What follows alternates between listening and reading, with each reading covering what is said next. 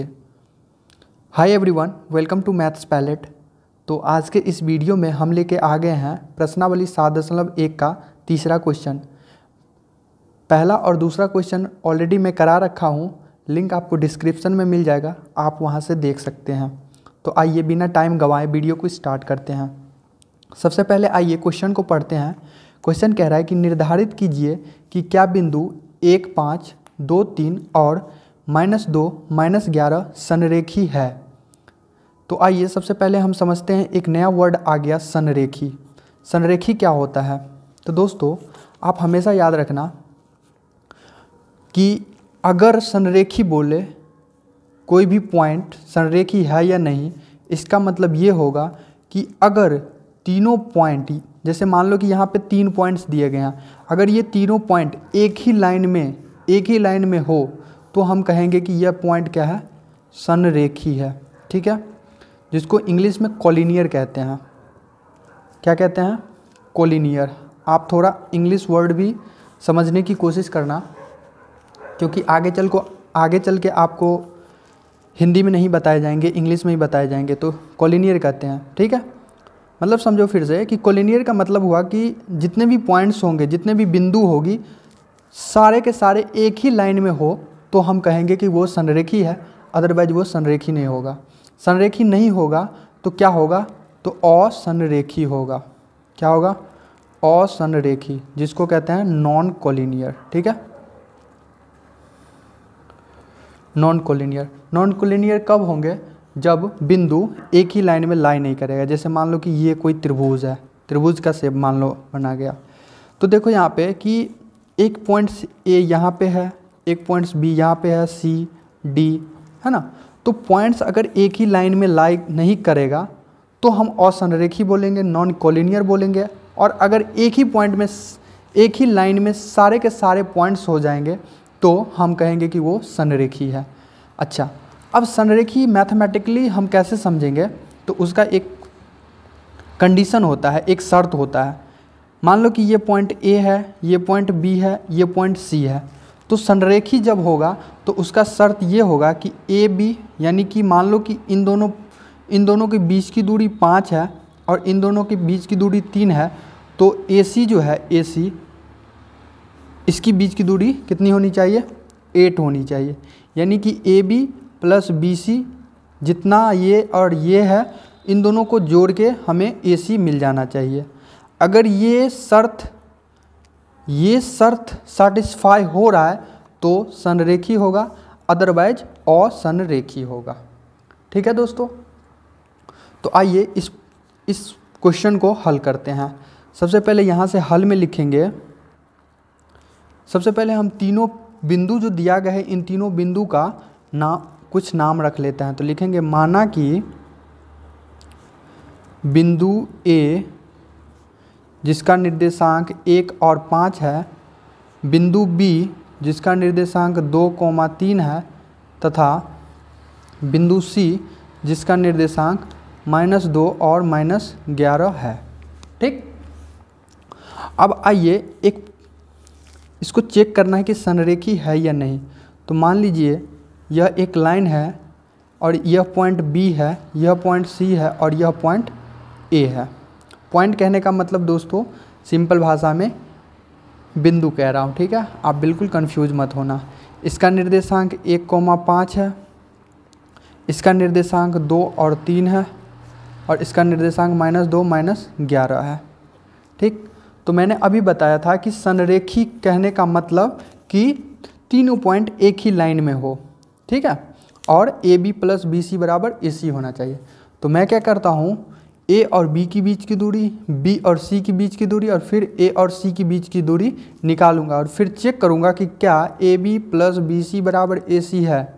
अगर ये शर्त लागू हो जाते हैं तो हम बताएंगे कि संरेखी है, नहीं तो नहीं बताएंगे।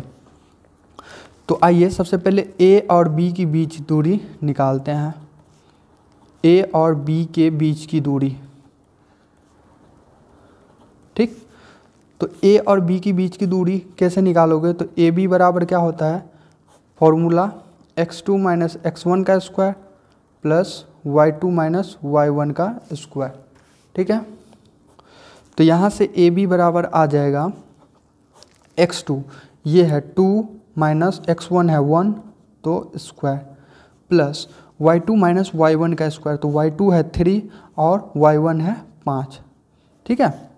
यहाँ से ए बी बराबर आ जाएगा, 2 में से 1 जाएगा तो 1 का स्क्वायर, प्लस 3 में से 5 जाएगा तो -2, ठीक है। तो यहाँ से आ जाएगा 1 का स्क्वायर 1 ही होता है और -2 का स्क्वायर 4 हो जाएगा, ठीक है। यहाँ से आ जाएगा √5 मात्रक, √5 मात्रक आ गया ए और बी के बीच की दूरी। आइए अब बी और सी के बीच की दूरी निकालते हैं। तो बी और सी के बीच की दूरी निकालने के लिए लिखेंगे बी और सी के बीच की दूरी। दोस्तों जिस तरीके से हम क्वेश्चन को हल कर रहे हैं, ठीक अगर आप उसी तरीके से क्वेश्चन को हल करते हैं तो मैं गारंटी देता हूं कि आपके एक भी नंबर एग्ज़ाम में नहीं कटेंगे, ठीक है। तो बी सी बराबर यहाँ से फिर से लिखेंगे x2 माइनस x1 का square plus y2 minus y1 का स्क्वायर, ठीक है। तो अब देखो b और c में देखो कि x2 क्या है, तो x2 है -2, x1 है 2, तो -2 माइनस 2 का square plus y2 minus y1, तो देखो y2 कितना है -11 और y1 है 3, तो -11 माइनस 3 का स्क्वायर। यहाँ से आ जाएगा -2 और -2 -4 का स्क्वायर प्लस -11 और -3, तो कितना हो जाएगा -14 का स्क्वायर। तो अब क्या करूँगा, यहाँ से देखो 4 का स्क्वायर कितना हो जाएगा 16 और 14 का स्क्वायर कितना होता है 196, ठीक। अब दोनों को ऐड कर देंगे तो जोड़ने पे कितना आएगा 212, ये हो गया 212 मात्रक किसके बीच की दूरी, तो बी सी के बीच की दूरी, ठीक है दोस्तों। आइए अब क्या करते हैं, देखो ए बी भी मेरा आ गया, बी सी भी आ गया, अब ए सी निकालते हैं, ठीक है। तो ए सी बराबर लिखेंगे ए और सी की बीच की दूरी के बीच की दूरी, काफ़ी आसान है दोस्तों, ठीक है। तो लिखेंगे ए सी बराबर √of x2 माइनस x1 का square plus y2 minus y1 का स्क्वायर, ठीक है।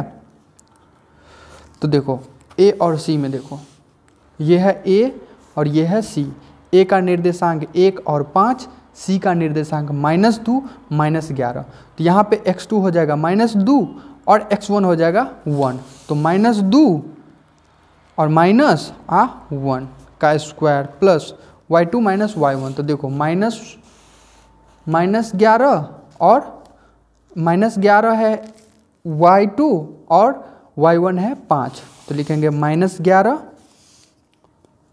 -5 का स्क्वायर। यहाँ से आ जाएगा -2 और -1, तो -3 का स्क्वायर प्लस -11 और -5 कितना होगा -16 का स्क्वायर। अब देखो -3 का स्क्वायर कितना होगा दोस्तों 9 होगा, क्योंकि आपको पता है माइनस भी लगा रहेगा तो प्लस से होगा क्योंकि हम स्क्वायर कर रहे हैं, ठीक ना।